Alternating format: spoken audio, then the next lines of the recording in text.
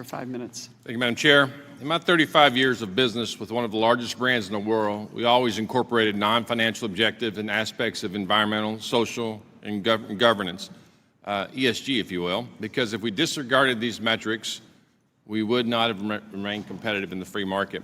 The policy issue we are seeing here in the United States and across the globe is the weaponization and politicization of ESG to push activists, non-financial objectives, and ideology that ultimately does not align with the objectives which made this nation an economic powerhouse. The United States was built on a free market where every dollar that is utilized for the greatest returns wins, and there are moments that stops, the economic dominance stops. In a free market, a business chooses to be an active steward of the environment, the first letter of ESG, because the free market demands it. Companies implement environmental conservatism to reduce cost, enhance operational efficiency, and improve the business image in the public eye of their shareholders.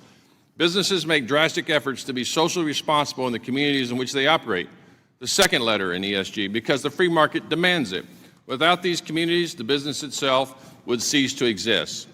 Millions of businesses across the United States and abroad give back to their communities and invest in areas that were previously economic deserts.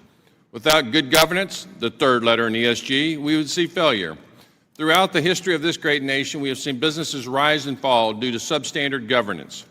Just most recently, the failure of FTX and Silicon Valley Bank because of deficient governance.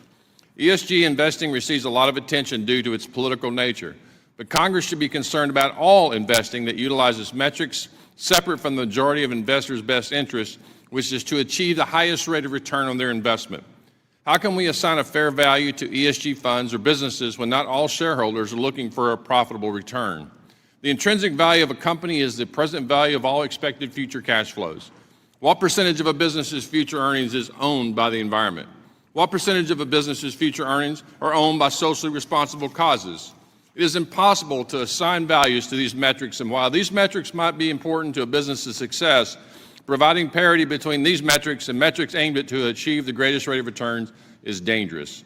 Millions of Americans rely on the capital markets to grow their wealth by investing their hard-earned savings.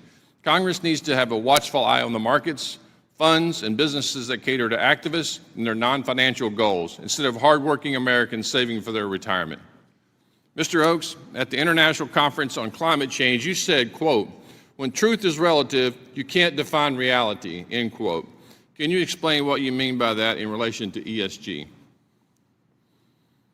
And by the way, I watched your 45-minute video at 6 o'clock this morning. Very good job. Okay. All right, sorry, can you repeat the question? When you talk about when truth is relative, you can't define reality. Can you talk about what, in context, you put that in as it relates to ESG? Yeah, so we have to understand definitions. And definitions are one of the things that is being changed in ESG. So when we talk about governance, for example, governance is under traditional shareholder capitalism. We're talking about board independence, stock performance incentives for corporations. So companies have performed better historically by tying management pay to performance. When we look at stakeholder capitalism, which is essentially ESG, governance has changed. We're now talking about demographic quotas for board members and for employees, and we're also talking about tying compensation to ESG metrics. So the definitions have changed, and what happens when we change the definitions is that we suddenly are not talking about the same things. We're hiding an agenda when we politicize the language. That's one of the biggest things that's happening with ESG. Diversity, equity, inclusion under the social, same thing. Traditionally, we think of diversity, of ideological diversity and experiential diversity. Now, we're talking about demographic only and ideological purity.